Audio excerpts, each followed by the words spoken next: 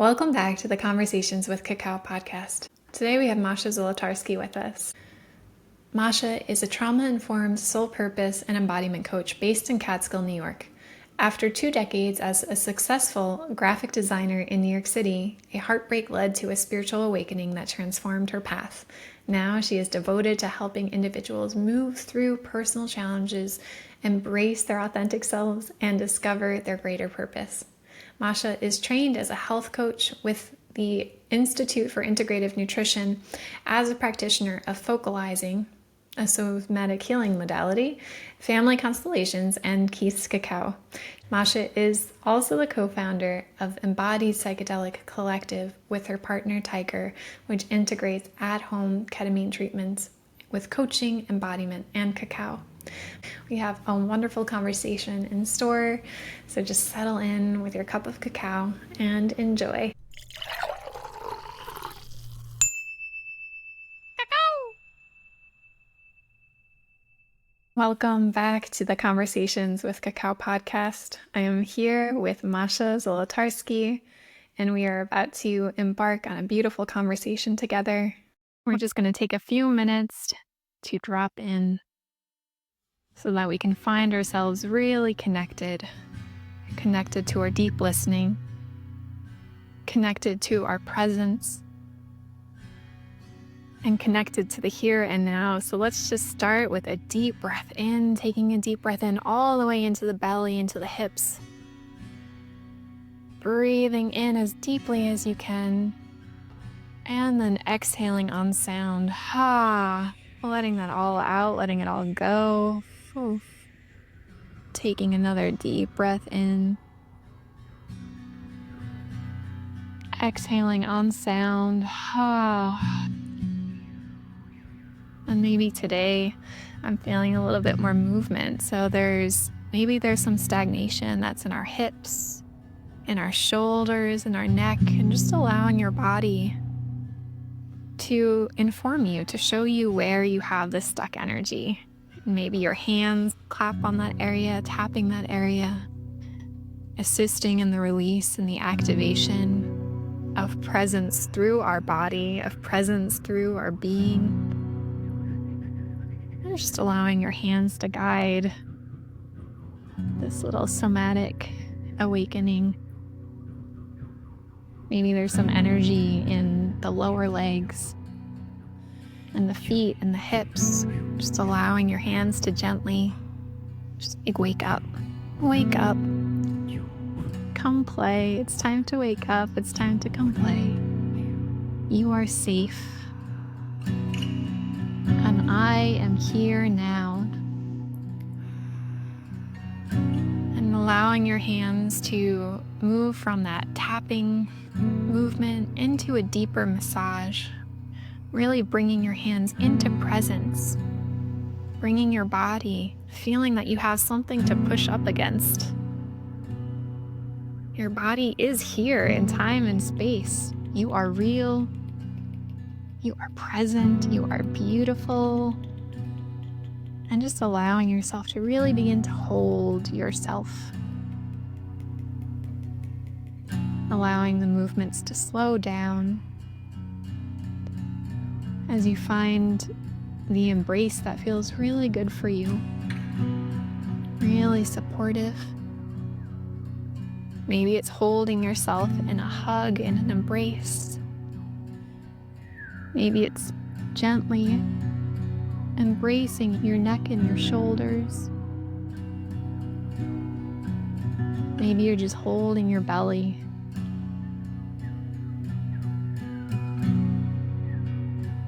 And finding the places where your hands feel the most supportive for you. And breathing in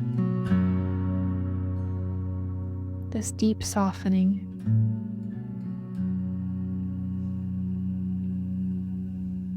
Deeper presence. Deeper awareness.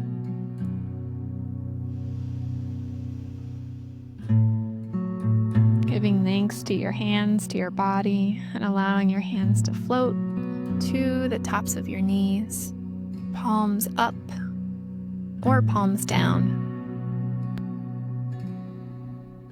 and connecting in with this beautiful white light energy coming from the stars, from the sky, the wisdom of the ancestors that have come before, the wisdom of your higher self, the wisdom of your inner knowing, and knowing that this energy, this light, is not separate from you. This is just more of you coming home, more of you becoming present.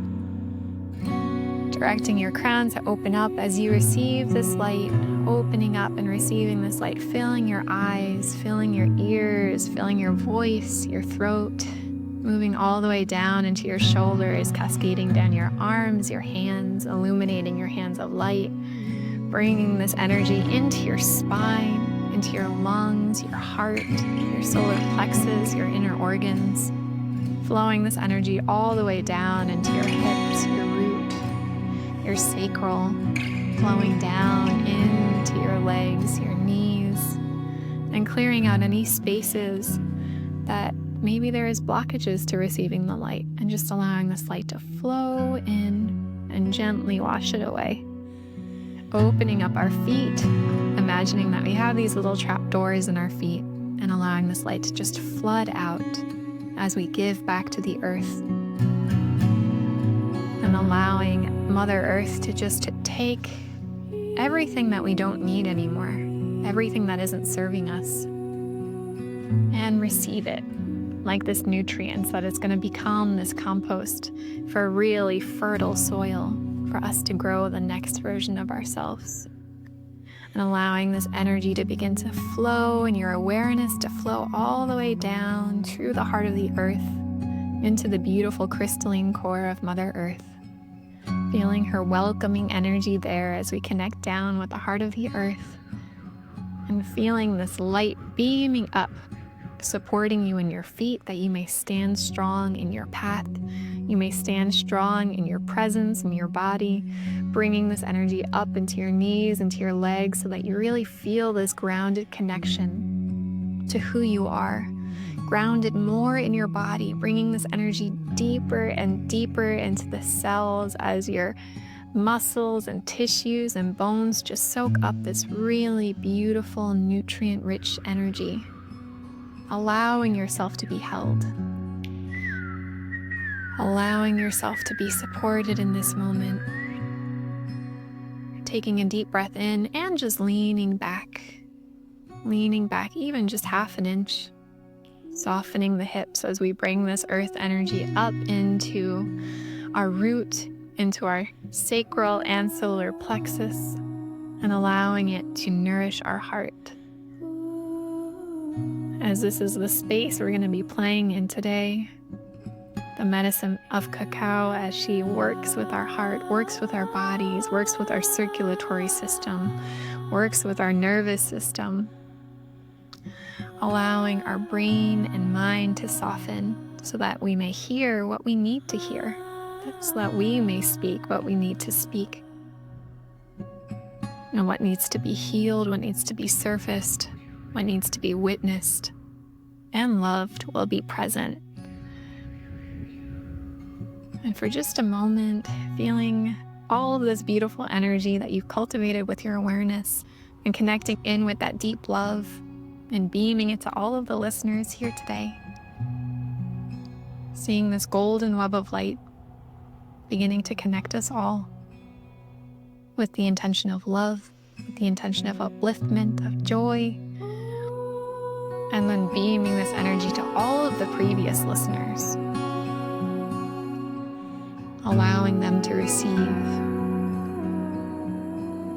allowing that joy and that connection to be established. And now turning our attention towards the future listeners, feeling them here with us today as well, as we beam them light. We beam them love, connection, presence. Then taking a moment just to feel all aspects of time and space. The past, the present, the future, even the parallel. Sensing that interconnection here as we begin to play together, opening up the conversation, opening up the blessing, that we know whatever is spoken here today, it is evergreen, it is here for the highest good of all, and that it is here to bring more joy, more lightness, and more clarity. And so it is. And today we have the honor of having Masha sharing her blessing with us as she guides us in the blessing of cacao. Thank you so much. Thank you for that. I needed that. And it's an honor to share this blessing with you all.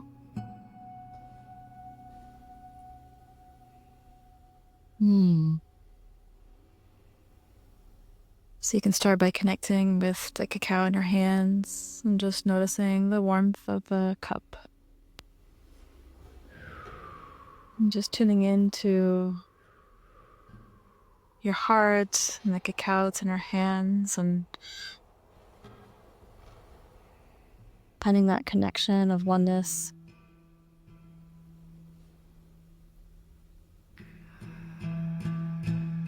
And I love to start my invocations with simply so much gratitude for the earth, thanking for this beautiful planet, for allowing us to be here, for these beautiful lives that we have, for all that she provides for us, all the food that we eat, the water that we drink, the creatures, the animals that live out in the beauties of the world in all the corners. Giving thanks to all the plants and the trees and all the rivers and the lakes and the oceans, the water that's all around us, and also the water that's within us that makes our bodies, lets us feel our emotions in all its forms. Giving thanks to all the people in our lives, the ones that are around us now, the ones from our past, the ones that we have yet to meet.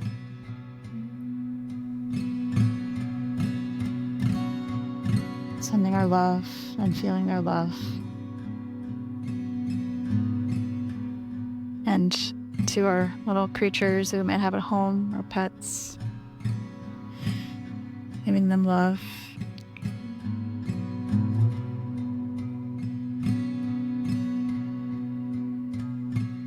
Giving thanks to the earth for providing this beautiful cacao that's in our hands, for this beautiful gift that we get to have in our lives that helps us with our soul growth and helps us following our path. Thank you so much for being in our lives, for guiding us continuously, for making our lives full of joy and wisdom and love. Thank you for opening our hearts. Thank you for bringing us harmony and balance.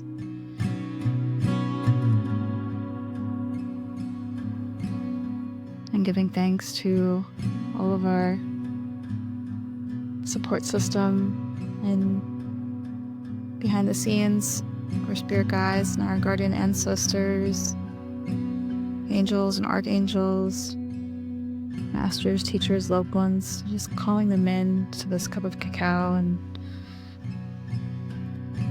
really taking a moment to set an intention for yourself, something that would make a difference for you in your life or just today. And may this cup of cacao also connect us all in this conversation and connect us to our hearts as we inspire each other and light up the world and make it better individually and together. And so when you're ready, you can take a sip, we get to drink. Yum. Thank you so much for that journey. As you were speaking, I was connecting in with my intention as well as you were sharing, and you have this really deep, beautiful, grounding energy. I find the pace in which you speak, I'm like, oh, I sometimes have this super flighty, excited energy, but there's the part of me that really just wants to sink into that more spaciousness.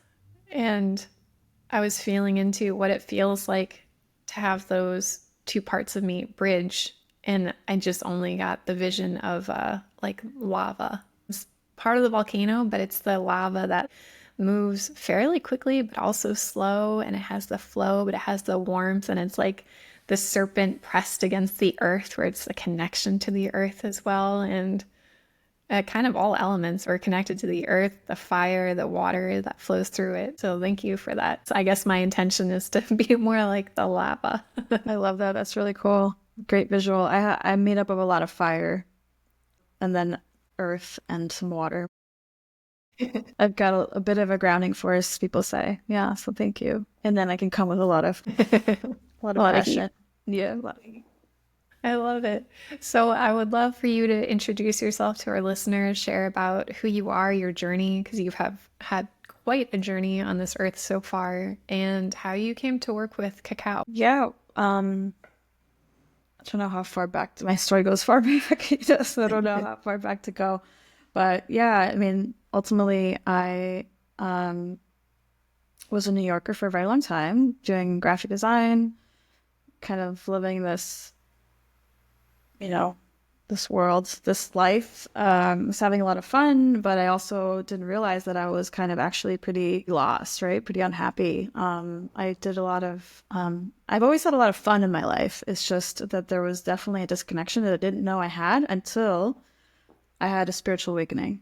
When I was, some years ago, I was basically in a relationship, and that I thought was the one, right? I could see it happening, and it wasn't even a long relationship. It was like 4 months, and this is very common in my life. There was a good 10-year period where I didn't have relationships working out. It was always like me seeking, are you the one? Are you the one? Are you the one? I was always seeking love, but it just never really lasted, right? It was always these like short bursts, which when you look at my astrology now, it makes total sense. Like that's just, my makeup, and that was my story.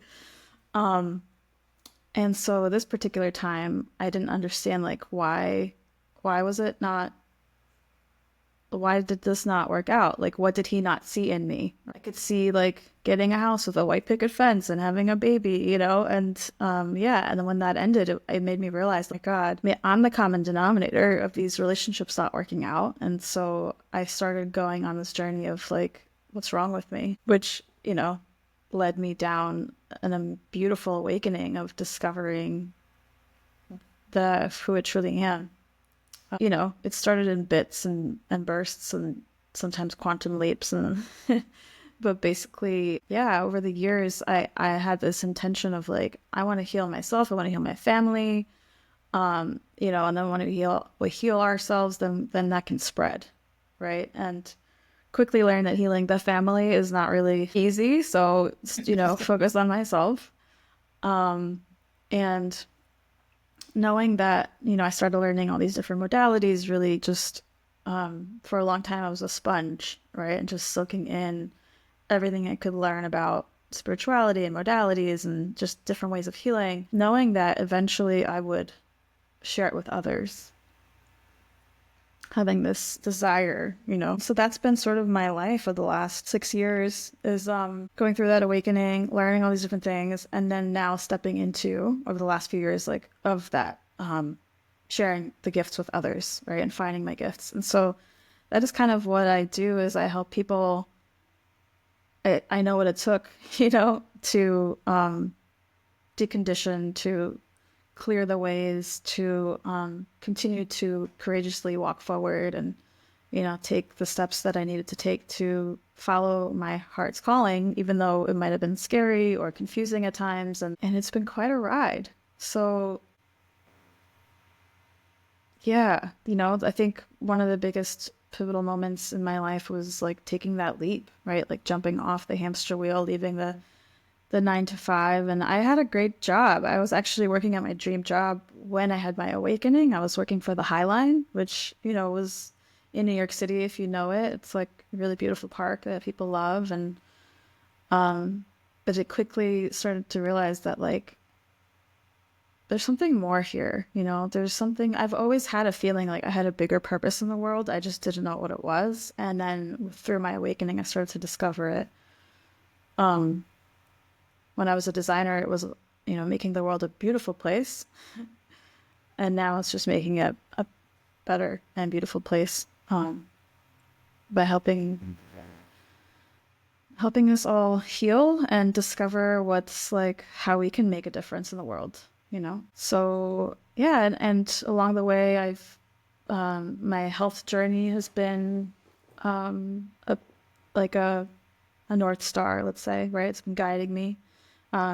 I have Hashimoto, which I was diagnosed when I was 26 and didn't do anything about it. I continued to live in New York City, like party, work hard, and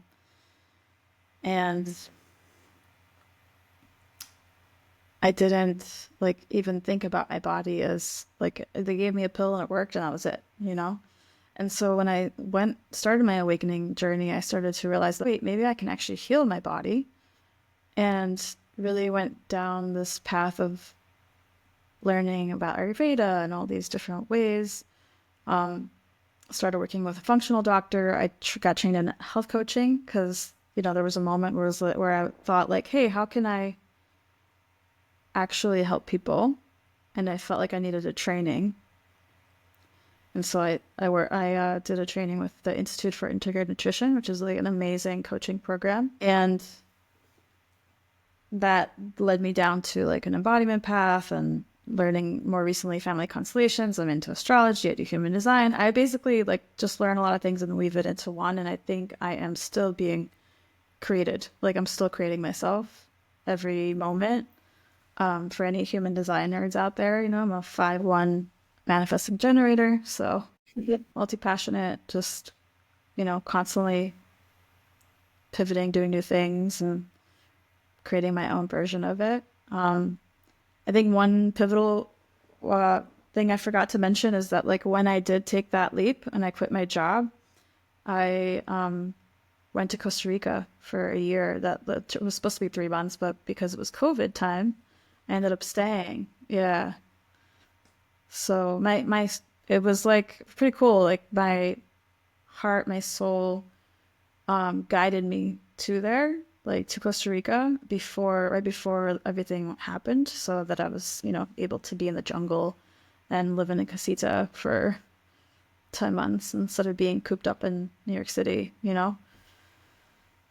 And I was living in a spiritual community in a place called Pachamama, and did a lot of healing there. I did a lot of learning there. I did a work exchange there. So I worked in the village shop and worked with like the vegetables, and we had everything was refillable, little jars and everything. I was able to like read books that like just study Akashic records at the time. That's what I was doing. I was learning tarot. Like I was off the computer for like 10 months. Barely had internet. I was living in the jungle in an open air casita. It's like, that's all I wanted. And I found it. And then that leap, that break, that's when I discovered what to do next. It was after like 10 months of exploring, and healing and resting, and learning that I was able to like step into that next phase of my life. There's so many questions. So many things that I want to ask you about. Okay, so off the tail end of what you were sharing, what was it, or what did you feel that you had in Costa Rica in that open air bungalow? And I mean, it seems obvious, but what was it that you had there that you didn't have in New York? I had a break and nature, obviously. Like that was what I wanted. I wanted to be in nature. I had this vision. I just wanted to be in nature and just read all the books, the spiritual books that I wanted to, and also be around community, actually, because I've always been very like independent. I've traveled the world, I've backpacked, and at that point, I started to realize that, community is important. Part of it is because I sat in my first like ayahuasca ceremony, just also before that, 2019 for me was a very transformative year. I did a lot of work in that year, many different ways. That obviously opened me up to a whole new realm. And it showed me the future, which is like a community, like this vision of, people living communally, which is partly why I went to Pachamama. That's how I found it, because I was researching like spiritual communities in Central America. So I kind of went there to do my research, of what's possible in a way. But yeah, so it wasn't just like the casita, right? And being there and being able to just sit in quiet and hear the monkeys and just really like soak in the nature. But also there was, yeah, just lots of different healing workshops, and the way of life there was, now looking back, was the way of the Red Road. The Red Road, I think, like is kind of transcontinental, I would say. It goes, it's from South America all the way up to North America. I don't know if it's in other countries. That was a big way of life there. So there's a lot of moon dancers there, sun dancers, and it felt like started to feel like home, being with the earth. How did you actually come to work with cacao? So the first time that I actually experienced cacao in its powerful form was at the end of a week-long ayahuasca retreat in Colombia. I was already quite open and quite, exposed, but there was a brick of Keith's cacao on the altar that whole week. And I was curious, like, what is that? Somebody brought, my friend Miley, she brought this brick as an offering. And so it was just there all week. And on the final night, we ended up having a cacao ceremony to go along with our closing sharing circle. When I drank this cacao, I've never connected with my heart so much until this moment. So I just started crying for like hours, and I had all this sadness released from my heart. Just like hours and hours of crying and releasing, and from all the heartbreaks that I've gone through trying to find the one. And I even kind of like separated myself from the group, and I was just like really in a thing. My heart was pounding, and eventually I realized it was time to come back. I think the sharing circle was starting, and I was literally crying. I covered myself in like a scarf, and I feel like I looked like Mother Mary or something. And it was my turn to share, and I could barely talk, like it was really hard to talk. And I remember the shaman saying like, "It's okay, mommy, we can feel you," like it was really strong. And as I shared the little bit that I could, these like walls just started breaking down in front of my heart. They just started falling down, and I declared that I was ready for love. So that was my first experience, and obviously really powerful. That will get my attention. And when I came home a month later, Miley, the same person who introduced to cacao, she was doing a 21-day cacao journey through eclipse season. And she, had these like amazing shamanic journeys, and she would teach you how to work with cacao and astrological wisdom. And I really wanted to do it. At that point, I had just come back from Costa Rica after being there for almost a year. And I was in the city like post-COVID, and it was, I don't know, it was like a crazy time. Like I wasn't really working, but I also was like so busy. I didn't know what I was busy with. And so I told her, I was like, I really want to do it, but like, I don't think I have time. And she said, "Oh, well, cacao can help you with that."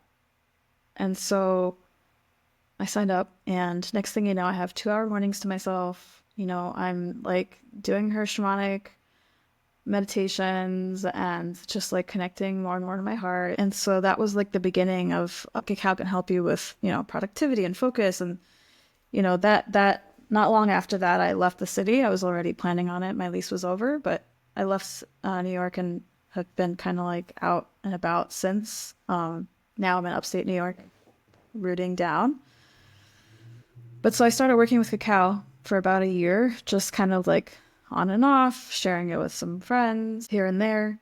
And it was actually, the way it really happened was like, it was my birthday. My birthday's January 10th, like about a year, not even a year after that. And I had an astrology reading with Cacao with Miley. She's a really great shamanic astrologer. And that week, like I just had this really strong urge from Cacao. Like I heard her for the first time. It felt like the first time I could actually like hear a plant. It was so subtle. Like it's hard to remember exactly how it kind of went. I think it was like she told me not to drink her and then she told me to drink her the next day. And like even just that subtleness, I was like, okay. And I got this strong like urge to share her with others. So it happened really quickly. Like I decided to sign up for the Keats Cacao practitioner program. It's funny because at the time there was like a moment, which I feel like sometimes Cacao does this, where it's like Cacao's very abundant, I find. Like she produces a lot of abundance and opportunities and possibilities. And so I remember there was a decision I had to make about like joining the program and like, do I want to buy, 15 bricks and I get a discount, or just sign up? And then there was this whole thing and I wasn't sure if I would ever sell 15 bricks, and I was like just dealing with like just kind of indecision. But long story short, like I signed up for it and I had scheduled a cacao ceremony 2 weeks later with 15 people, and I haven't stopped since. It was really beautiful. It's funny because the bricks are always so different. Sometimes they break up easily, sometimes they're really hard. That first cacao ceremony, I had the hardest brick in the world, and it took a really long time to chisel it. Like, it was pretty funny, actually. I might have not done it right, but it was really hard. That first ceremony took a long time to chisel. So yeah, I started working with Cacao and started, at that point I was in New Jersey, actually. So I started just exploring all these different places, like, would you like a cacao ceremony, or would you like, and eventually it just exploded in the sense that like my ceremonies I discovered were pretty powerful, and so it helped me gain confidence in holding war, and the cacao ceremonies helped me gain confidence in like just leading in general. And I met my partner, Tiger, about 2.5 years ago. We met at an ayahuasca ceremony, and I introduced him to cacao. He took it home. He started drinking it also. And now, yeah, once we got together, he started doing the ceremonies with me. So usually we hold them together, and he made this beautiful talking stick that we bring to our ceremonies. I could talk more, but yeah. The power of having also the divine feminine and divine masculine embodied in ceremony is, I feel like, a very, very powerful energies for healing and holding, and especially with the medicine of cacao. It's very beautiful. I love how you mentioned like the subtle whispers, like really listening to the intuition that comes from working with plants as these, these living beings that they are. And it's funny too, because yesterday, I hadn't read your bio yet, and I was like, I make small batch cacao for myself, and I ran out. And I roasted the beans, and I was like peeling them. I'm not going to be able to peel all these beans in time and grind them before our call. So I'm like, all right, what cacao am I going to drink? I don't know. What should I drink? I have copuaçu and I have some macambo, and there's one piece of cacao from Costa Rica that I have from the Bribri tribe from the first retreat that I held there. And I purchased a lot, and it's the last one there. And I haven't been touching it. And I was like, yesterday morning, I'm like, I think it's time to have some Bribri. I think it's that cacao. And I was like, should I maybe? I don't know. I was feeling into it, and then decided, I was like, yeah, okay, it's time for Bribri. And opening up that, and then I read your bio, and I was like, well, of course, the connection, because I felt like I'm smelling Costa Rica in my cup right now as you're talking about it, and the connection there too. So I was like, all these weavings, synchronicity of how she brings that abundance, that connection. And you blew my mind with this like you started drinking cacao and your friend was like, sign up because you'll have more time. She can help you with that. And I didn't realize she was a time bender like all these years because I was working so much. I had so many jobs. Having like 15 minutes to myself was a lot. But I started sitting with cacao, even in that 15 minutes, like, all right, this is my space. And then I started in my calendar all the time that I actually had free, even if it was 10 minutes, I circled it in green. Right, I have space. I have space. And I was just training myself to space until now, like my days are as I structure and plan them. Still a lot to do, but I was like, whoa, I never put two and two together. But she helped me really bend that relationship to presence and spaciousness. So thank you for bringing that in for me. Totally. I'm so glad you saw that. I do find that cacao is, she helps with like you prioritizing yourself, right? And like seeing what's important and kind of getting rid of the things that aren't important, and or like at least starting to see what they are. And yeah, and like following your heart, because the more you follow your path, then the easier it is just to do what feels good to you. Right. And Tiger and I, we have an offering now with ketamine, at home ketamine, and we bring an embodiment cacao into it. And we always say, even outside of that, but just cacao is a really great integration tool, and creating a morning ritual helps you with that, like just prioritizing yourself. So many people, especially in the city life, are not prioritizing themselves, right? They're prioritizing their jobs, their distractions. I mean, I drink it daily, and then I, focus on my business, right? On growing my healing business. She's just really great at like, obviously, productivity and focus and making time for things that matter. We dove into like your past, your relationship with, your journey, your spiritual awakening. And I'm curious, just like right now, like what do you want to talk about? Like what's on your heart? What's living in you and what's inspiring you these days? It's a big question. I always have a lot going on. Well, I just got engaged 2 weeks ago, so that's like a brand new... Congratulations! Thank you. So I'm kind of sitting with that right now. And it was a surprise eclipse engagement. It actually happened on the Pisces eclipse. Yeah, there's a lot of exciting things happening right now, especially with the plants. I'm actually going to Peru in a month for the first time to do a dieta with the Shipibo. And there's a tree there called the Noyorao. So I'm going to be doing a diet with this tree and like learning to connect with her and, supposedly downloading her essence and information into myself. And it's a whole new journey with us. Like with cacao, I really learned how to work with a plant, and ayahuasca has been a huge, long part of my journey too. But I'm in a different like territory with it, because I used to drink with the Colombian yahe, and I was part of that lineage for a long time. And this year, there was a shift, and I was kind of pushed out of that community and entered gently, like naturally into this Shipibo community.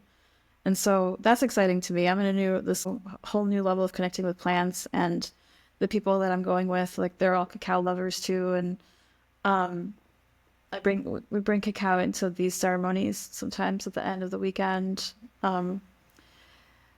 So that's really fresh. And then also I'm super excited about family constellations. I got trained this year.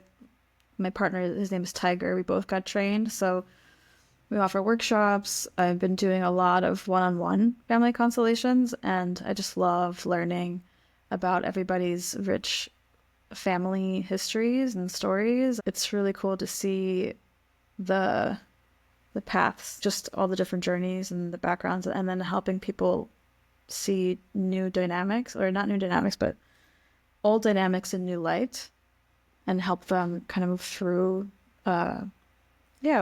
what's there for them around their intention. Family constellations, it's one of my favorite modalities, and I never thought that I would be a constellator. I actually was invited to assist my teacher. So it came, this is how I learned from that, is like, it comes easy. The things that are meant for you, like, come easy, and I'm so used to, I think a lot of people are so used to forcing things to happen. And so it's been an unlearning of that, right? And letting go of the forcing and really just stepping back and letting life be easy. That's a really big intention for me. I love that, just letting it be easy, because it actually is. It's the pushing against, the resistance to it that I find. It's like, all right, why am I constantly in this like push against? It's like, no, just remember, there's no resistance, but the resistance I'm putting into my life right now. Just let it be easy. For those listeners that are maybe unfamiliar with family constellations, would you mind explaining or sharing a little bit about what it actually is, so they have a deeper understanding of what we're talking about? Yeah. And I also love that you told me just before this that you also love it, and you did it when you were a teenager. So it's really cool. Family Constellations was created by a guy named Bert Hellinger, who was a German missionary, and I think he was a psychologist or like therapist or some kind of. But the story goes that he was actually in World War II. He didn't want to be, but then he became a soldier. He was captured. He was a prisoner of war, ran away. After World War II, he became a missionary and was in South Africa for a long time. He lived there, and he supposedly worked with the Zulu tribe, and they had a way of dealing with conflict that he learned from. It's questionable if this actually happened or not. I don't have, can't say that it's for sure. This is kind of how I learned it, but this is how the story goes. And so he eventually he started doing constellations. He brought it back, and it's a merging of different modalities. But what's really cool about it, he started working with survivors of the Holocaust, so children whose parents, died. They didn't know anything about their family history. And he also started working with the children whose parents were Nazis who didn't talk about it. And so he was working with these two at the same time and helping them reconcile. I can't say the word.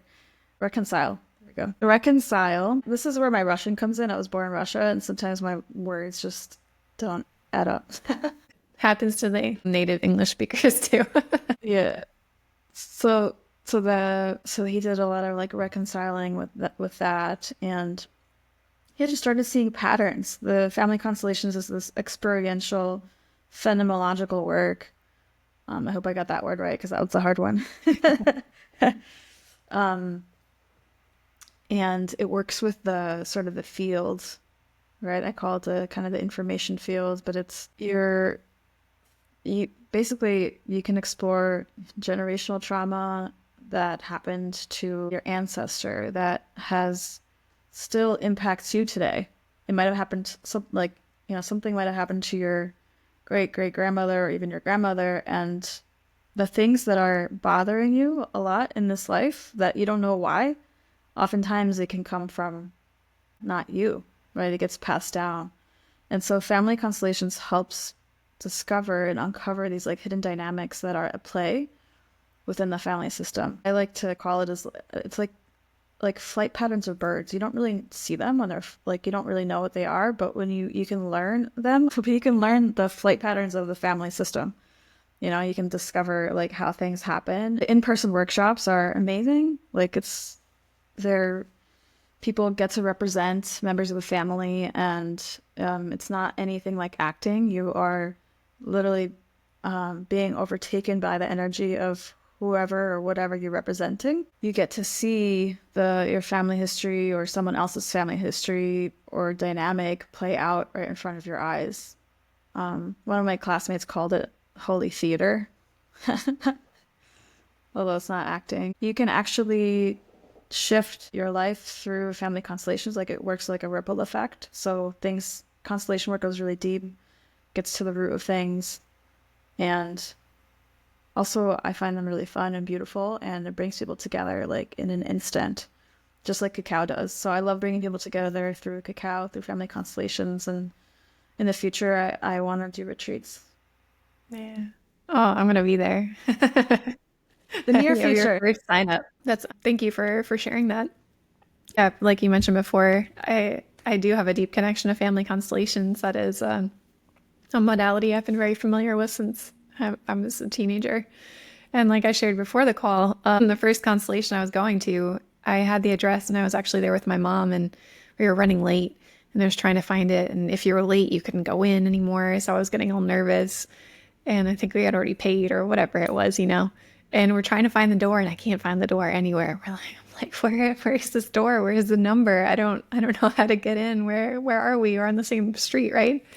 And my mom calls her friend, and finally, I think she comes down and lets us in, or explains it to us very clearly. And I come in, and she says, "Yeah, it's interesting, when you're right on the precipice of deep healing or change, your ego flares up, and you can't even find the door. It's like right in front. The door was literally right in front of us. We were standing right underneath it." And it's just like, wow, you just can't see the things when there's that block to healing, and just stepping through the threshold of the power, the change of just facing that fear and having guides. It's time to go through. It's time to move through. So that was the first biggest hurdle, and that wasn't even in the constellation, but obviously the energy was already working there of bringing forth that healing. And what I love about constellations too is for me, from what I know about it in my experience, it's about the resolution of allowing this energy to resolve itself, to find peace. Because you're working with maybe a question, but it's, what does the resolution feel like? What is the end goal that you want at the end of this? There's like a guiding force of how the constellation is moving, so that when the people who are in it, and sometimes there are people like the ones that I did, there were about 10 to 12 people in the room, and they're called into different aspects. First one, I was invited to be clarity in the constellation. I was like, okay, I guess I'll be clarity. I'm like, but I don't know how to do this. I've never done this before. They're like, you'll feel the energy and just trust it and say what you feel and move the way you need to. And I was like, okay. And I got in and I was like, I do not feel like clarity. I feel so confused. I'm like, I don't know what this is. I don't know what this energy is. I don't know what this person is and what's happening. And it was just the most confusion ever. So I played it, I trusted it, and then finally, as the constellation resolved itself, I had the honor of experiencing clarity in the resolution of that constellation. And that imprint of the energy of clarity, I come back to it so often that is like my North Star, that guiding force of, this is a core component to my soul growth and what I'm always striving for and what I wish to cultivate and create. And I always go back to that first constellation. You were asked to be clarity. And I had that imprint, and it was like, wow, okay, the weaving of the collective the collective consciousness, see, there it is. The weaving of the collective consciousness throughout the resolution of the individual constellation. When we look at it at a zoomed out lens, the collective consciousness is drawing all these people together, and they're invited to be the roles that they need to be in that time for their growth too. So it's like the microcosm, but also on the macro of how this intelligent field is working and weaving us all together. So I think it's super fascinating, really interesting work. It's amazing. It's like the family system just wants to bring wholeness to itself, so it's gonna do whatever it takes to do that. And that could mean that like your grandfather was like pushed away, and then like you are embodying your grandfather, or your dad even, or like someone's dad, and then you're exactly like your dad, even though your mom might have like pushed away that. It's really fascinating. I don't know anything else like it. Yeah, I'm not aware. No, and it's really strange though, because it's still kind of like small. Like, not, I don't think everyone's comes across it. It's the people that we called our workshops cycle breakers, because that's the kind of people that are showing up to this work. They're the ones that are like ready to break the cycles, because we can keep living in the cycle. We can keep going and passing it on, But I think in this time, as we're going through this shift of consciousness, that's not gonna work much longer to continue the paths that don't work. And yeah, and you don't even, it doesn't have to be family constellations too. It's like any kind of system can be used in this work. So it can be businesses, job with employees and bosses, and it could be your business, right? And like figuring out what direction to go in, what clients to work with. The energy, any energy can be represented. Just, yeah, you like receive the information of that. The reconciliations are really great. And sometimes you just get just a little bit more information about it before a reconciliation can happen. And that's also okay. And then it unfolds over time, right? Like I've had people like months later, like that constellation is still imprinted, right? The way you said it, it's like they imprint in you. You can't unsee what you see in a family constellation container, and it really shows you like the humanity in everyone. I've done solo constellations as well, where I'm working with a practitioner one-on-one and using props. But for me, there's something about coming back to that community of we're all choosing to step into the field together. We're all choosing this healing. And I feel like there's so much power. And those were always the ones that were the most healing and the most fun. And because you're really connecting in with the present. And it's also something beyond you. Like if you're in the constellation, you're doing it for somebody else too. You're embodying this role for your own soul healing as well. But really, this person has a desire, and we're all showing up as the players to play out this scene. I always like to call it like, it's like watching a movie of my life, because I'm like, literally, even though it's not necessarily scenes that have happened in my life, the energy of it is you're energetically watching a movie of your life. And I'll sit there and be like, whoa. It's really humbling and so beautiful to know that these people are showing up and they're like, yeah, I want to step into your constellation. I want to be there for your healing and play out this part. I find that very beautiful and moving and very powerful. Yeah, it's like it's like better than reality TV. We have our Because workshops. the plot twists, you could never come up with those in reality TV. Like we have them on Friday nights. You could be watching TV, or you could be hanging out with us and doing some powerful healing. I remember I represented a friend's, this will trigger anyone, but like just when she was younger, her brother died, got hit by a car, and I was representing this brother who was gone, but it caused a lot of like ripple effect in the family system. And it was really interesting because when you're representing too, like you are potentially receiving exactly what you need to receive in that constellation. Sometimes if like we do shorter workshops, like 2.5 hours, you can't get to everybody. These constellations kind of last anywhere from 30 minutes to 45 minutes. But that's okay, because like you could go in and represent and get exactly what it is that you came for. Or even if you don't go in, you represent and you're sitting out in the circle and you're observing, you also might get exactly what you came for. And we also always honor the no. We always ask, have people ask somebody to represent, and if they're not open to it, we always honor the no. The first constellation that we were there, the one that I was clarity in, my mom was asked to be Jesus Christ. And my mom was like, I'm not asking it to be Jesus Christ. Yeah. Yeah. She's like, nah, that does not feel resonant for me. And then the energy moved and nobody was Jesus Christ in that. It was like, just honoring that, that maybe this wasn't the energy that was meant to be present as well. What's really interesting is like when you're in the field, everything is a part of it. So yeah, like Jesus Christ wasn't meant to be part of this constellation. Even the facilitator, right? The constellation, what I always share, because I'm a new facilitator, newish, is that the constellation is going to create itself. Like we can't mess it up. It's going to do what it needs to do.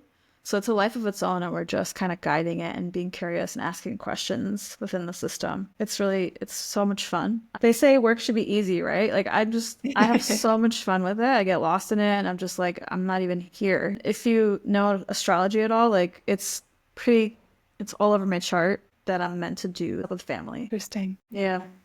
So you've mentioned astrology a few times and also human design. We had a guest a few speakers ago that was very much connected to human design. What is the role that Western astrology plays in your life, and how did you come to those modalities, and what do they really do for you and your expression?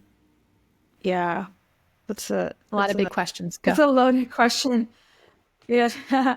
Well, my brain, I think, understands these things really well. It really helped me understand who I am by like diving into these modalities, into human design and into astrology. And this has been an unfolding since my awakening, right? Like just starting to dabble. And I think astrology came first. And I remember going to my first moon circle and being around other women, and it was kind of like the first type of experience that I had like that, which was really interesting. Like that in its own, the moon brings together people if you learn to honor it. And so the moon, I actually say that connecting to the moon and learning about and connecting to my cycle actually pulled me out of the city. Interesting. Yeah, because the moon started guiding me in a way, keeping track of my cycle and the moon. Though my astrology, I would say, like, obsession got even more towards the last few years. A couple astrology classes just made me like see the world different. And honestly, what it really, really was about astrology was that when I had my awakening, the planet Pluto was on my sun. So the planet Pluto is this planet of transformation and like complete total transformation. And the sun is your identity. And like, I can't, ignore the fact that like my life completely changed. And there's other reasons for that too. I had Uranus in my 10th house of career. So here we go. Uranus is a planet that flips things upside down and of surprise and of shock. It's still there for me, but it's like on its way. It's close to the end. It's been there a while. So with astrology, now I tune into it every day. It's like my news. I don't read the news. Like I check in on what's going on every week. I like to listen to Chani. She's got these like weekly updates. I'm really into the transiting planets and like what's actually happening constantly all the time. It's really helpful to know. I love connecting with the moon, and the moon is like the new moon is a time of setting intentions. The full moon is a time of release. And like, I just write everything down, right? Some people tell me I have a book that's going to come out at some point. So I really journal and I work with the moon, and you can really work with astrology and the moon to be in flow with life as opposed to against it, because sometimes there might be some turmoil in your life and you might be like, what the heck, what's going on? And an astrologer might point and say, this is what's happening right now. And if you know what's happening, then you can actually work with it, right? So it makes it a little softer, more gentle. It's like, okay, there's some lessons happening here for your soul growth. Yeah. So why not lean into it instead of like fighting against it? I'm learning how to read natal charts just the month of October. The Pachamama astrologer like randomly announced a class to learn. So I kind of dived into that. Very cool. Yeah, it felt like a missing piece. Like I look at people's charts and I read what I know, but I haven't been able to like fully. I've been like kind of crippled in like reading a chart, and so now it's going to be the next kind of like level for my offers, and yeah, it's awesome. Very interesting how these planets align with pretty major parts of our life. Because when I was a teenager too, I always believed in astrology. I was very passionate about it. And I would get into many, many discussions with non-believers. Why do you think, we're a planet floating in space, that we're completely separate? You don't think that the cosmic energy has any influence over who we are? And I get into these like really long, heated debates with people about it.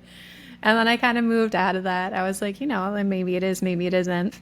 There's tons of information about astrology, and it's like finding a good source and people who know and really relate to it in a way. So I kind of moved away from it myself. It's always there. And the times when I really tune into it, and I have an astrologer who I had my chart read by, and I like hearing his relationship to the things that are being forecasted. And the way I use it too is it's a tool. So there are these cosmic energies. This is what's happening. take it or leave it, but it might be helpful. This is a good time for doing this, but you actually have to be proactive in your life. It's not like everything's going to happen around you. It's like, how are you going to use the energies as a force for transformation or whatever it is in your life? It's good to know. Now I can do something with it. Exactly. It's a tool, just like any other tool. It's a tool that can help you get clarity, on certain things. There's a lot of really and then everyone it's a language. So that's really it. Like once you can, if you have a desire to learn it, then the language reveals itself, and it's never ending. It's really like I've definitely taken breaks and then I've been pulled into it, because sometimes when I'm even in ayahuasca ceremonies, like I just download astrology, like because of things that are happening. And I've had major activations during ceremonies, and then I like tune into those planets and like what that means. And that's so that I can't like avoid it almost, And the same thing with human design, like that really helped me. I don't know why it just popped into my experience when you were saying having downloads about the different planets. It popped into my memory. I'm like, I was a huge Sailor Moon fan when I was little, and I was obsessed with like certain planets, and I always loved Sailor Mercury, and that makes sense. I'm a Virgo, Sun, Gemini Moon, like got that that Mercury going on. But I loved Sailor Neptune. I want to be Neptune, the symbol of the trident, and like the energies of Poseidon as well. And just this like Neptune energy is always like, I want to be that. And I was always so bummed I wasn't a Pisces, but I have my daughter who's a Pisces and my partner who's a Pisces rising. So maybe it was like the forecasting of my future there. That makes a lot of sense with a Virgo sun, you said, right? Yeah. What's your rising sign? Libra. Oh, cool. Okay. Beautiful combination. Yeah. My Neptune is conjunct Mercury. My mind goes out there. That's interesting. I related to these two planets, but my mom embroidered napkins for us when I was little, and she said, choose the symbol that I want. I always thought I chose the trident. I didn't. I chose Jupiter. And I was like, Sailor Jupiter? I don't remember that. But there is a lot of energy around connecting with the planet of expansion and connecting with the great giant. And that's come up many, many times. But I was always just like, as a magnet is repelled. I think that's the right word. I was repelled by Jupiter. By Jupiter. And I'm like, okay, so maybe there's some work to do there. Yeah. Just a little kid in me wants to see your chart and look. But my Mercury is actually conjunct Neptune and Jupiter. So what does it mean to be conjunct? What is that aspect? It means that the planets were in alignment at the time of birth for me, but like it's happening now, right? When a planet is at the same degree in the same sign, that means that they're conjunct. And then it means that the meaning of one, it's not just one planet, they have the flavors of each like together. Does that make sense? Where like Mercury is the planet of communication and thinking, and then Neptune is this planet of like actually spirituality and going deep. And then when you bring them together, it creates like a new flavor of those qualities. Interesting. Okay. All right. I never knew that. Now I'm going to have to look at my chart with new eyes again. Yeah. No, there's so much like information there. But that's what I was going to say about human design is like, it really changed my life and made me like accept myself in a way that I didn't know I needed. And I also learned the lesson of like getting a reading done by a human design person, then getting like a PDF of my profile, and then like thinking like, I'm done, that's it. It's really about integrating that wisdom and embodying it. That's where it actually helps you. Yeah. And I think you could say that about so many things too. It's like even the plant medicines that we work with, I know a lot of people that they sit with the medicine, sit, but then they don't integrate. And it's like off to the next ceremony. Actually, we need to integrate the healing that has happened in that moment and really taking the wisdom of what does this actually mean for me? And now digesting it and becoming the embodiment of it and allowing myself to now begin to work with that. So I'm a projector in human design, and just that inspiration of allowing the invitation to come to you and seeing the world as the invitation. It made a lot of sense to me when I first started working with it. And I was like, okay, yeah, things just flow a lot more easily when I'm invited to do things and waiting for the invitation. But then the part of me that like wants to just go out and do things is like, all right, how do I create the invitation myself? Just so it's like the loophole. I don't know if that's how it really works, but that's somehow how I play with the energy sometimes, with like really creating the energy as the invitation to go out and do something. Yeah, I think that human design is an experiment. So I love like your inquiry about, what how that shows up for you. I think for a projector and is like, it's about just making yourself visible, right? So that you can be invited in. And I'm not like a human design expert. It's something that I really want to study. I just haven't like totally got into it, but it's been a self-study. And I worked with a human design coach for 3 months that took me through like a very slow, gradual embodiment process of like what it looks like to embody your design, and what it looks like to experiment with the learnings of it. And so that's what I share. But yeah, like projectors, I don't know, there's every projector I know ends up having like people around them that they share their message with. I think, yeah, I feel like you're doing the thing by creating this podcast and putting yourself out there, and it's not like you're not supposed to do anything, right? You're still supposed to like do the work. I'm trying to like tune into like how it felt when you sent me, that. I got all excited. I'm like, yeah, I want to do this podcast interview, and felt right. Yeah. So just keep doing it. Thanks. Yeah, this part is the easiest part for me. I don't even think about it. Yep, this is the next step. Like, this is what you do. What's an example of something where you were invited? Good question. I think so. The time when I was really diving into human design again, I was a teenager. I think I came across it when I was like 18 or 19, because I was still living in Vienna. And I remember the computer, like the huge PC that I was sitting on, like Googling it.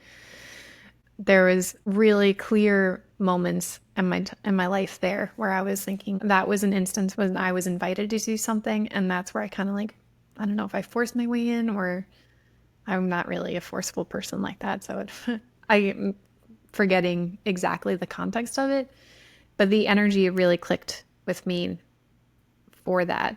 But now coming back into this time, let me see. What was I? I'm like drawing a blank. I was invited to the Costa Rica retreat, actually. The retreat in Costa Rica. It was very fun. Yeah. Yeah.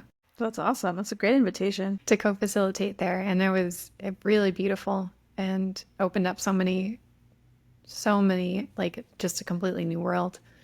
So that's amazing. That was easy. Yeah. I'm definitely like an expert at manifesting generators. I'll just say that, like being one, like I know a lot of other people, and my gosh, it's hard to be us a little bit, there's just a lot. That's my daughter. I'm curious. I could take some tips, I think. Yeah, my understanding is like human design is really actually meant for the children, because if we know how they are, then we can teach them to like listen to their inner authority and learn to make decisions that are right for them, and like honoring that, and just, knowing who they are. But I don't know, tips, you're gonna have to let her roam herself. Yeah. It's interesting because she is that Pisces sun, and she's a Sagittarius rising, Taurus moon. So she has like this very deep emotional waters with these creative aspect, and then this just fiery, strong-willed aspect too. So she's dealing with a lot inside of her in her little body, and I'm like, wish I could help you out a little more. I don't know. I bet. Do the best. Yeah. Well, this is again where astrology and human design can help, where you can like learn how to work with it, or with her energy. That's really it. You learn your energy, you learn their energy, and it really helps with relationships. And then there's also just like the embodiment way, just feeling and being, and really just tuning in and honoring your own experience. I find it interesting, like it sounds like you've been on this path for a while, right? Which like as a teenager, like it came early on, and it's just so interesting how some people have different experiences of awakenings. Like Some are, kind of born into it. Some are, my awakening was like, I was 36, or does that make sense? No, I'm 40 now. So I was like 32, 33, but it felt like on the later side of life. And then some people have it even like much later, but I just think it's cool. Just different experiences. When it happens younger, then you just have a lot more years of tuning into the spiritual world. But they say it takes 8 years or 7 years to embody human design. It's like the reflecting of the cycle. If you take it back to the children, like the first 7 years are the most formative and impressionable. What is the saying or the quote? Give me a boy and I'll give me a boy for 7 years and I'll show you a man. I think it's something like that, where it's like the power of harnessing those 7 years as the creation of who you actually are. I'm curious about your work with ketamine. Yes. Because that is also something I was very fascinated by as a teenager. I was very fascinated by all these things, mystical plant medicines, ethnobotany, anything that could like connect you deeper into self. But at that time, these ketamine therapies were not really an established thing. It was more, clubs. That's the association that I grew up with it. And I think now this is a really new healing, or new, in air quotes, healing modality that's coming about and really helping a lot in trauma integration from what I understand, and see it a lot more in New York City as well. So I'm curious for that work that you do and how you work with it. Great question. The least expert of my offerings, my partner Tiger, he used to work for an organization that offers at-home ketamine. And when he left, he realized like there was a little bit of when you're an integration coach, he was a guide, and you're not able to like offer other things like embodiment and just really anything, right? He noticed that there was quite a bit of people that like were having a hard time connecting with the medicine, with ketamine, because they were in their head. And so embodiment would have been like the perfect thing for these people, right? And so he recommended a couple people to me that I did embodiment with, and it was like miraculous results, right? There was a 75-year-old man who just wasn't able to connect with the medicine, and then through some embodiment sessions, we uncovered like these like vivid memories just came floating in from the age of like 7 to 11, and they just kept like the sessions just kept starting off right where we ended, and it wasn't like anything that crazy that happened. It was just like a lot at once for him, and it like got him stuck, and so the embodiment helped him kind of like let go of a lot of that. And then the ketamine that he continued to do still like helped him get rid of this, like whatever he was dealing with, right? Like depression. And so I witnessed really beautiful healings through that. And from the start, I also witnessed my partner like go on his own ketamine experience, because he started working for this company. He got, to do it himself, so he knew what it was about. And we were at that time going through something kind of really difficult, and it was almost like impossible to see a way out.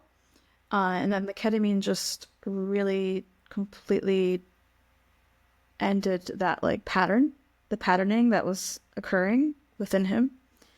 And so it brought a lot more peace into our lives. And that's what ketamine does. It creates new neural pathways in your brain. Some neural pathways that are like stuck in a certain direction and they're like not budging, and they've been there like that for a long time. With ketamine and integrating the experiences, like you're able to actually change direction and create new pathways and new patterns and new ways of being. It's really interesting, and I also went did ketamine in this way. We offer these like lozenges, and people can do it at home. They take it, you kind of put it in your mouth, you swish it for 7 minutes, and then you spit it out, and then it's like up to an hour journey. You might get visuals, you might get downloads, but it's not necessarily about that. It's also about the fact that you have this neuroplasticity with you for the rest of like the week, or so, and you can change your patterns with support and really intention. But I witnessed it for my own self. Like, I have an Aries moon, so I've been self-defensive my whole life. I've been working on that my whole life, like over my journey. the self-defensiveness has like really like toned down, you know? But there was still some times, I guess, where with my partner it would show up a little bit. And when I did like a 6-session ketamine program for me, like that went away Well, completely. it's Yeah. incredible.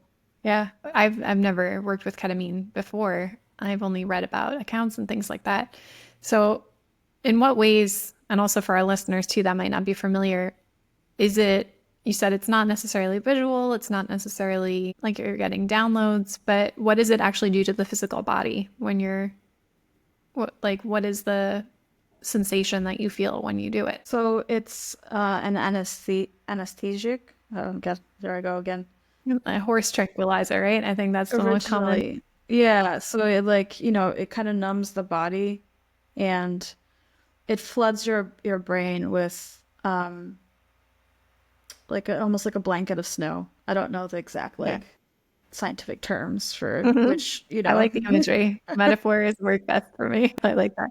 and so it floods your brain with like a coat of snow, and then now you're able to create new tracks. I really love that imagery. And I'm sorry I'm interrupting you here, but because I feel whenever it snows out, it's like it offers everybody a new lens, a new possibility. Like this is the place that you usually live, and now there's snow here and it's pristine, and each snowflake is just unique. There's so much possibility of what you can even make with the snow, and then you're forced to go out in the elements and shovel. Like it makes people connect with the earth in such a different way, but also just the visual impact of like fresh snow everywhere, the reflection of the white being like lifted back is so powerful. And every time it snows, I always think like, wow, this is amazing for our brains, for our spirit, for everything. So I love that you use that metaphor of like, it's like a fresh coating of snow. You get this new perspective. Okay, continue. Well, and thank you for sharing that, because now when it snows, I'm gonna link it back to Yeah. this idea of like creating new pathways. And um yeah, And it's seeing your world that's right here as something different, right? Like this is the world that we constantly have. We're looking out the window all the time. And it's like, wait, there's a new perspective here to be seen.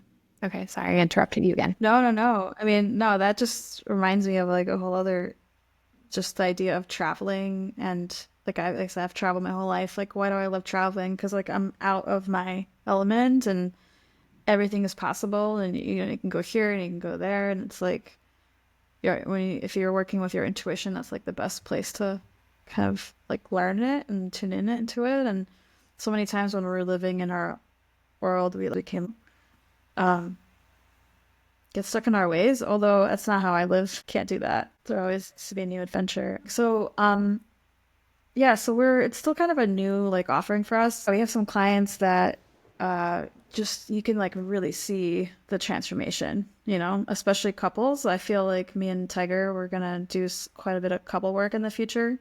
So we have this like couple that's been going through it, and their relationship is the best it's been in 20 years, and then with integration, like we bring in again embodiment. I started bringing in family constellations, and it's like there's a softening, and it's really deep work. It's opening it up for new possibility, where that's the problem, I guess, with depression and things like that. And again, I'm not a therapist, so I'm not trying to say I am, but it's like you're stuck in patterns that it's hard to get out of.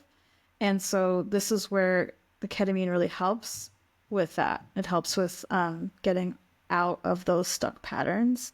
When you've tried everything else, you don't know why. Something happens in it, like, sometimes we have a 6-session program, might not happen right away, but after like the third or fourth session, like just something happens and there's a change.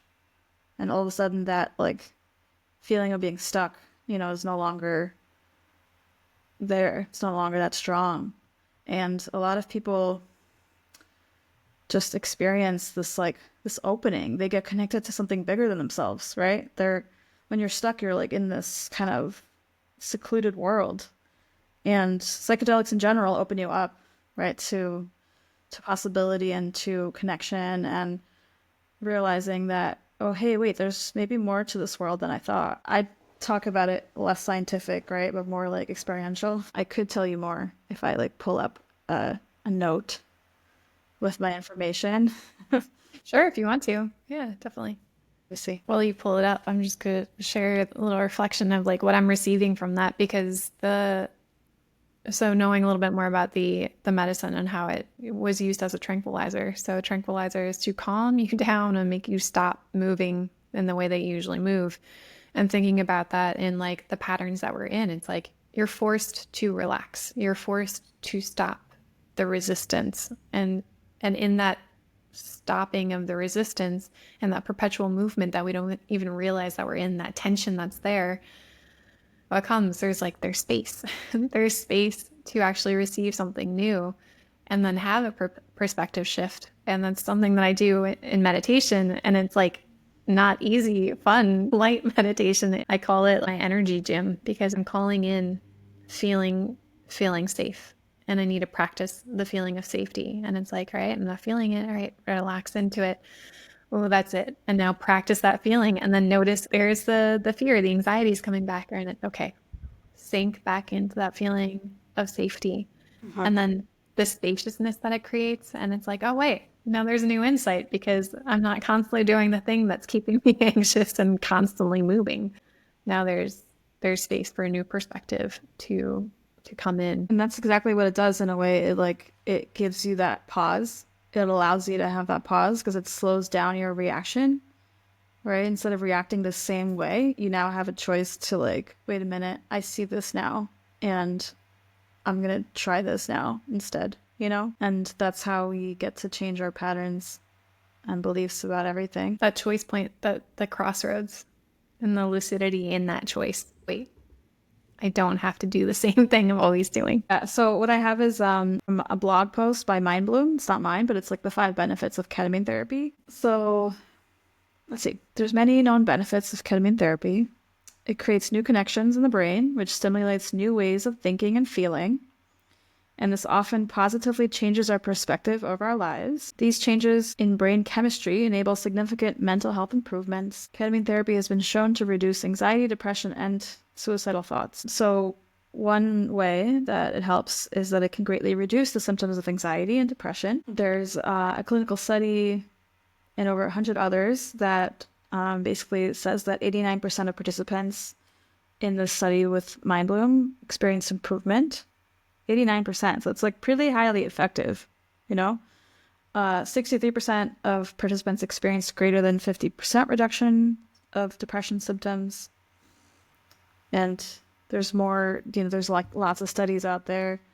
Another benefit of ketamine is that it creates neural pathways to help change the critical inner monologues, which is what we were kind of talking about. It creates that neuroplasticity, right? New movements. It can help you make better, healthier decisions.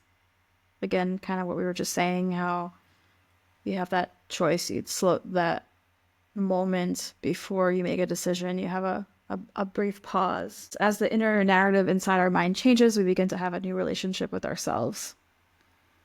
And this refreshed relationship with ourselves allows life to take on new perspectives and opportunities.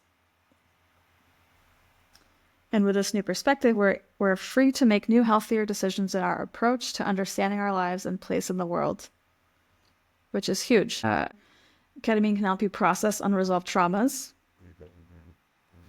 So, yeah, I mean, I said that like not always visuals and downloads come up, but like I definitely get that. It definitely does happen, but it just also, it's not even actually a psychedelic.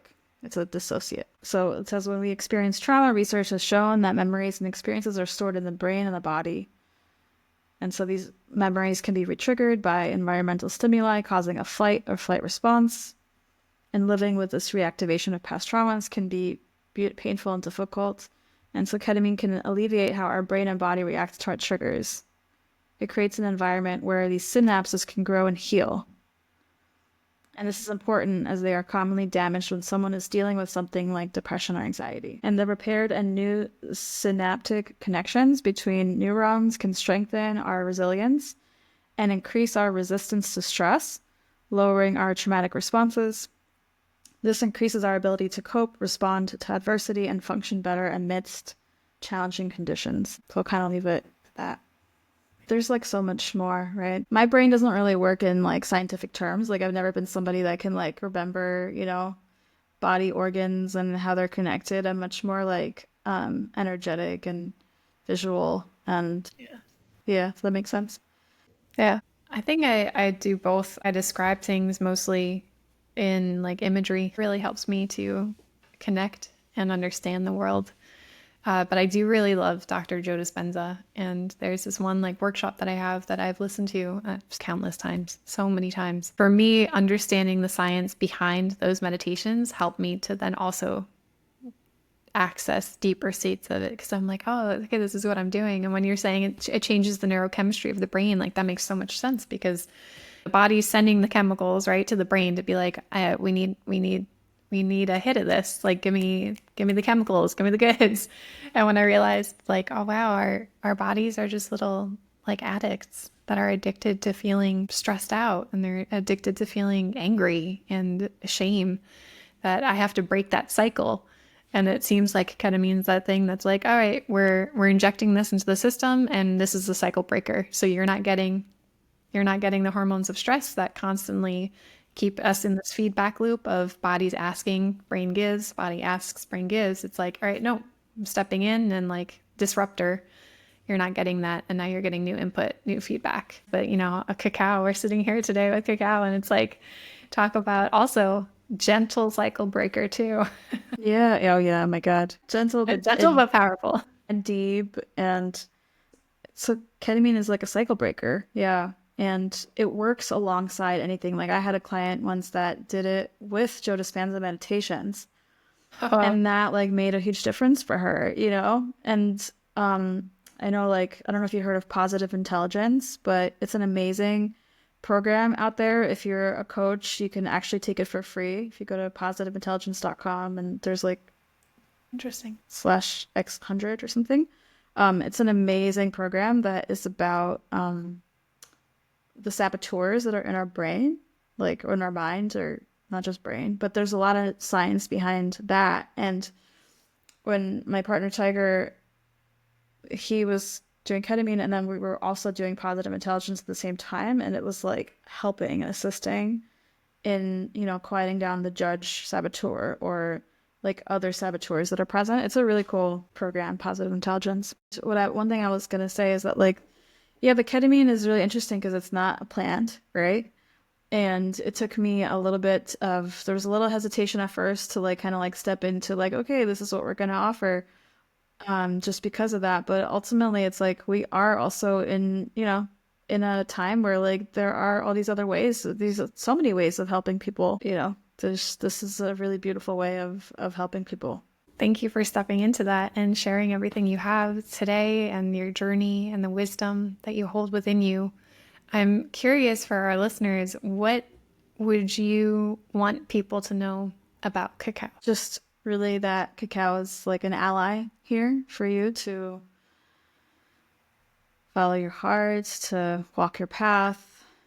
And she is here to help us in the shift of consciousness. It's really like the biggest thing. And I'm really grateful for her for that. And she's such a resource, right? Like, I love doing somatic healing sessions with cacao because I know that when I'm working with someone, she is like, they have her by their side, and so she's literally like, yeah, she's an ally. What a beautiful gift for all of us to have. I love that. That touches my heart. Very, very sweet. Knowing that we're not alone, that connection. And so another question I have been asking lately that I really enjoy asking people is, what is your favorite thing about being human at this time? At this time, I like that you added that. My God. Just at this time, especially, like just the awakening journey that we're going on, like I experienced it for myself. And so I see the shift that is happening. So this is a really beautiful time to be alive, and also being human we are so powerful. We just weren't taught. So I think it's just learning how to be human beings is it's once we like uncover it, we're really amazing creatures. I love that. Yes. So true. We just have to learn how to be human better. Unlearn what we were taught, that took us away from our humanness. Part of the tradition of this podcast is that each guest leaves a blessing for the future guest. So I have the blessing here for you from our previous guest, just as a little insight. We used to work together at a school. So I was at Alexandra. So I just wanted to have the preface that we worked at a school together. Just tuning in and receiving this blessing for you, dear Masha. To the future guest, I am grateful for you. I'm grateful for your story. And I hope that you know how special Miss Alexandra is and what she's creating. But that you have this conversation with an open heart, with an open mind, and that you really allow yourself to speak from within. So let that channel open, relax your muscles, relax the body, slow your breath, and just have a deep conversation from the heart. So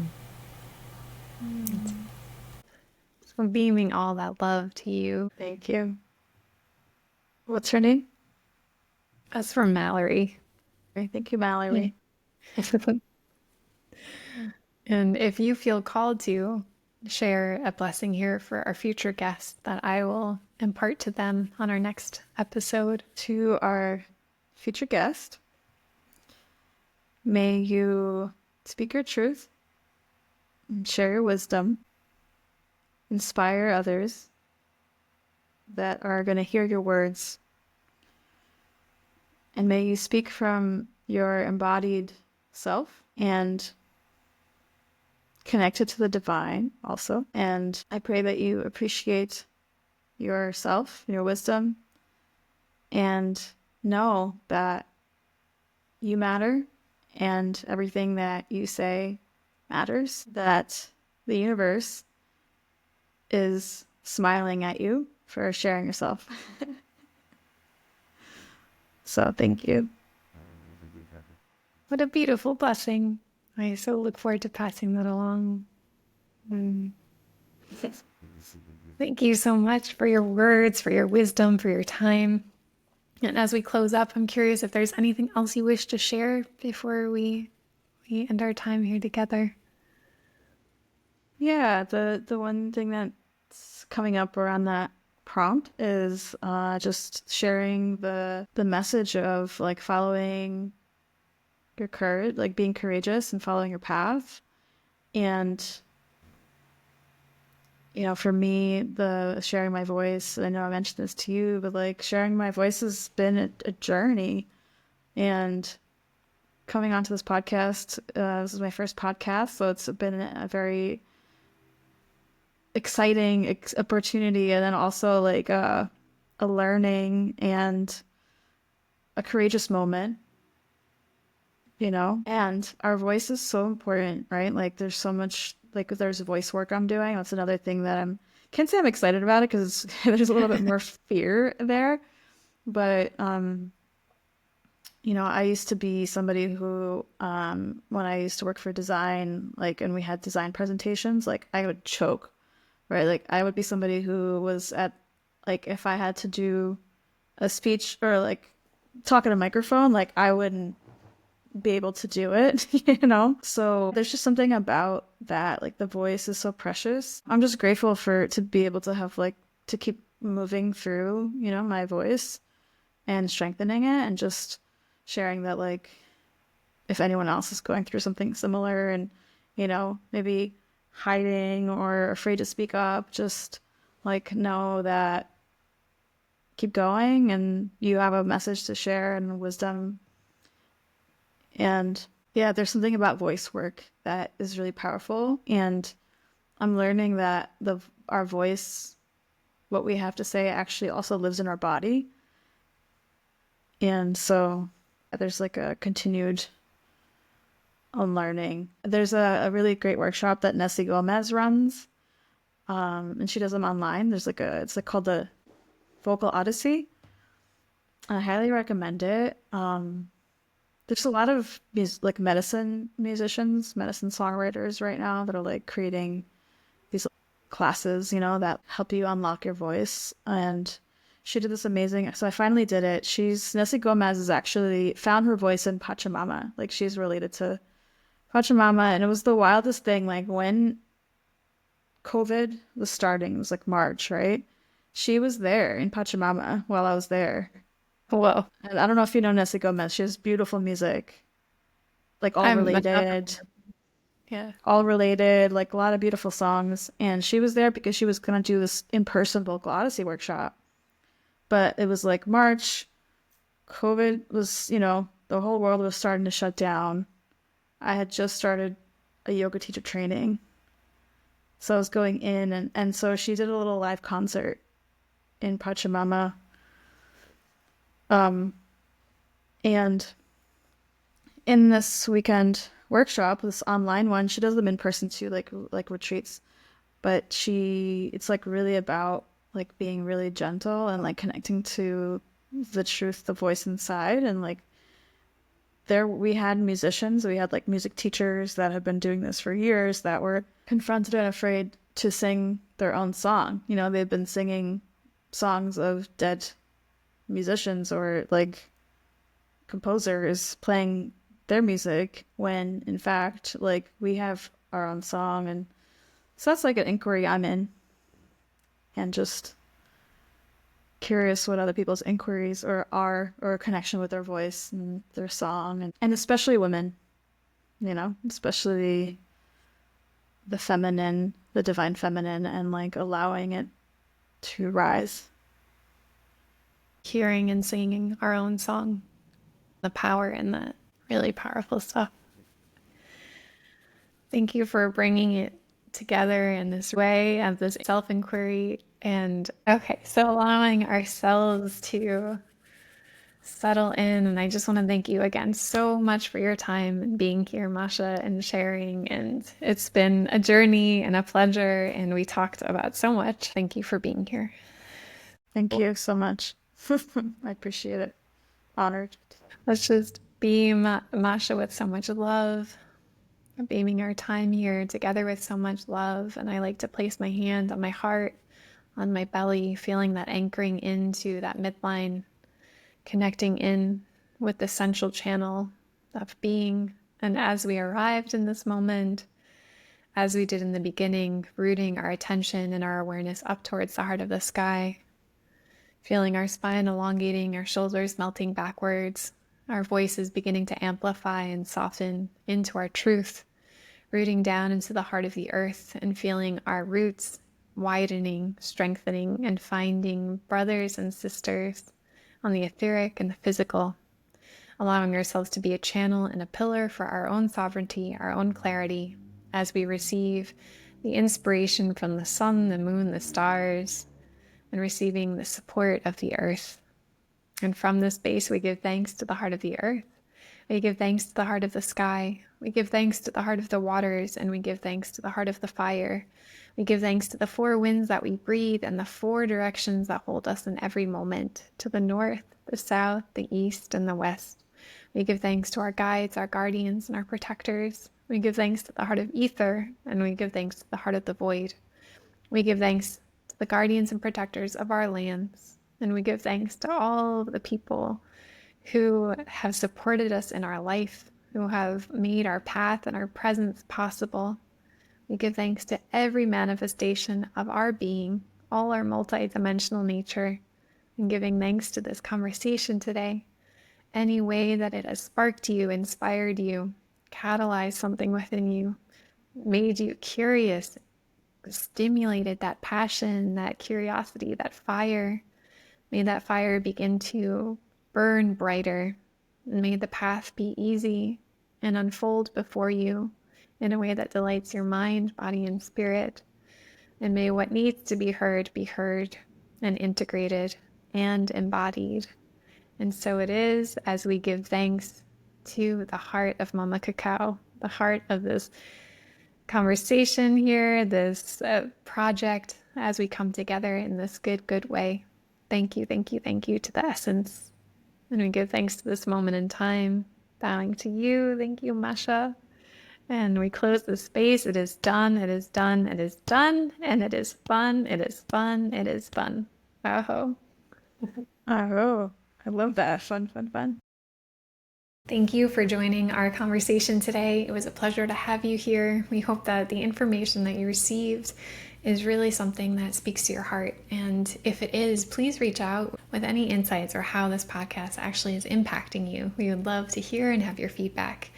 And if you haven't yet subscribed, please subscribe to the channel so you don't miss any more conversations. We have a really amazing lineup of guests coming your way. So as always, tend to your roots, nourish your roots, awaken your heart, and embody your magic, because you are pure magic.